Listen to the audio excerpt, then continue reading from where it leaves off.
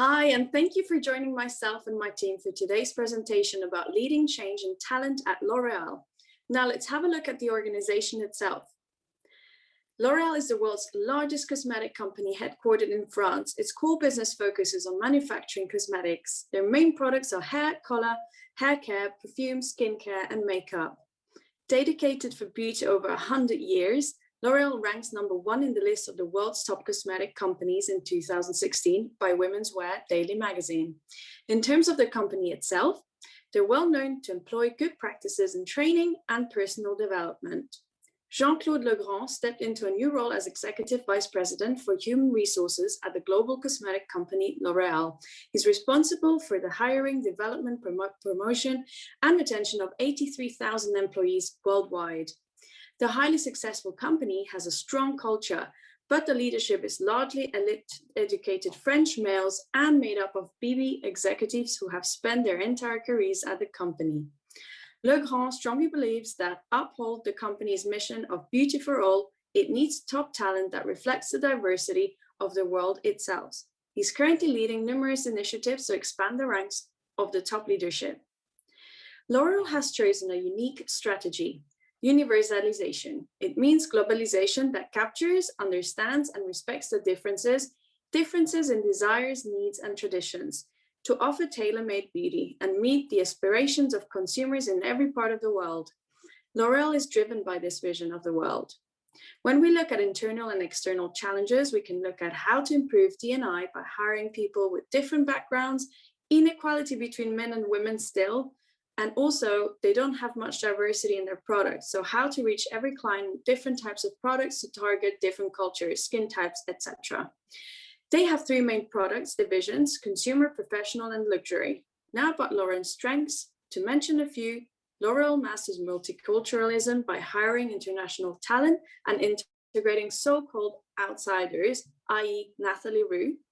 They have an international training program to boost their employee skills and motivation. They also have achieved global-local balance, and they have an increased number of multiculturals which are starting to find their way into senior management, which is a sign of success of their approach. Now on to my colleague. Thanks, Wesley. For more than a decade, L'Oréal strategy has devoted energy and its capacity for the only purpose of beauty.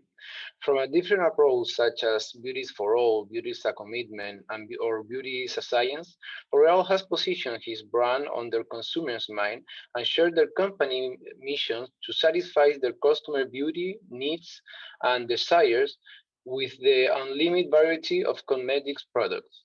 The company has also put enormous effort to spread and share their diversity and inclusive strategy inside of L'Oréal, where it has been a whole challenge.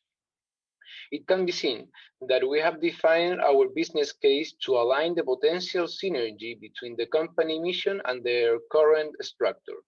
For that, we have come with the following 3 goals or challenge. First of all is the future generation. We have challenged the company to improve the relationship with work, redefined by young generation in terms of work-life balance and leadership style. Secondly is the gender gap existing in the current structure.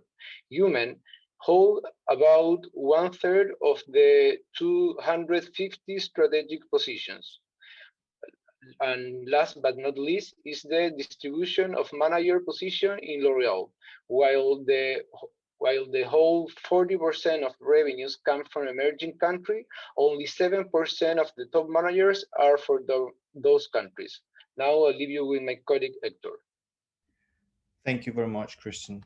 So we identified 9 major stakeholders in the case and separated some important ones from the rest, since they are key to the change made in L'Oréal. The first stakeholder identified is, of course, Jean-Claude Legrand, responsible of hiring and training people, and he's a Bébé L'Oréal French white male with an elite background. But he's an important stakeholder because under his eyes, the company should be as diverse and inclusive as the world itself. The second stakeholder identified is Ruth, the president of the PPD and XCOM, which under her eyes, it was very important to launch new products and be in constant change. Third one is Pujol Valentin, the global VP of top executive development, who sought when recruiting high-level talent from outside the company, and she believed that expertise is good and you can learn it. Then the shareholders, especially Eugene Schuler and Lilian Betancourt, as the founder and major shareholders respectively, they are very important because their ways of thinking were stretching, questioning, and bettering, and because they are the most affected on the decisions made. Fifth stakeholder are the clients. Even though they do not appear much in the case, they are the most important factor when it comes to change because decisions are always taken upon them.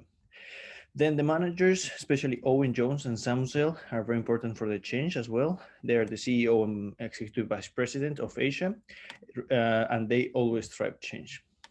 Two institutions, the EDGE and the GEEIS, are fundamental for change. These organizations have standards to be inclusive and diverse, and under their eyes, it's the most important core values that a company should have.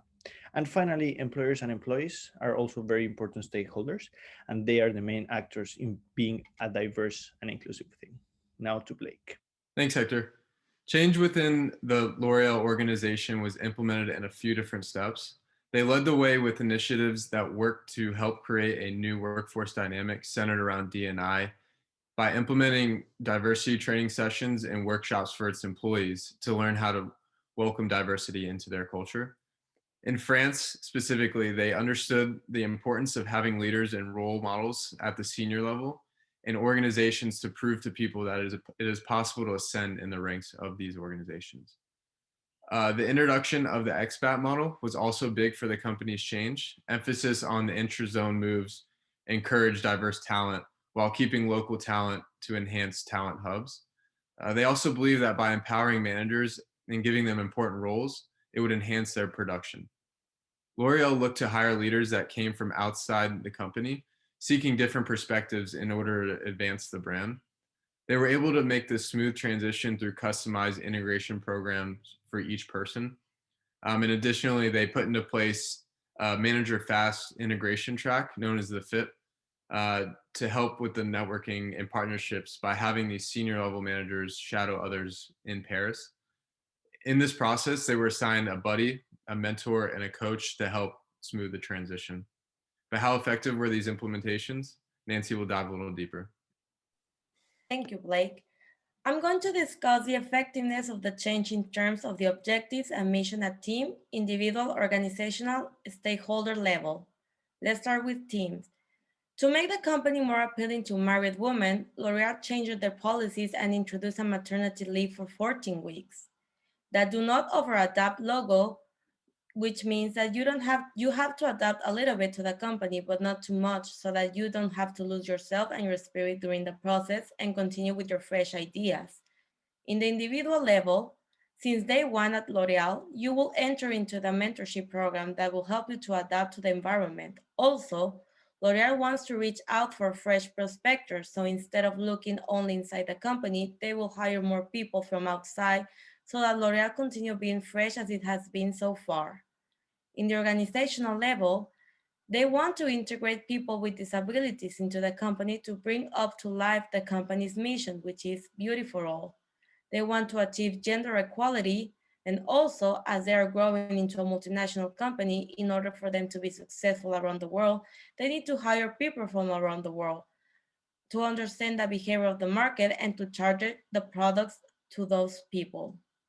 And the last level, the stakeholder, L'Oreal is all about diversity and inclusion because they don't care about the gender, so they design products for everyone. And they hire people because they believe in their abilities and because they're going to add something to the company. Our recommendations for L'Oreal based on the bigger change framework will be to create a policy that will target gender equality for top-level positions and equal opportunities for men and women for career developing and salary. Since the organization already has an existing system in place, we advise to continue to develop those over time to achieve equal opportunities through the company. To create a new program that will focus on internship and international people, to continue developing the expatriate program. This will build upon current intra-zone expatriate program that is currently in place, but will expand more internationally to enhance diversity and inclusion. And finally, the company needs to empower the diversity committee to create equal opportunities among international students by working with the EDGE and GAZE organization. Thank you for your attention.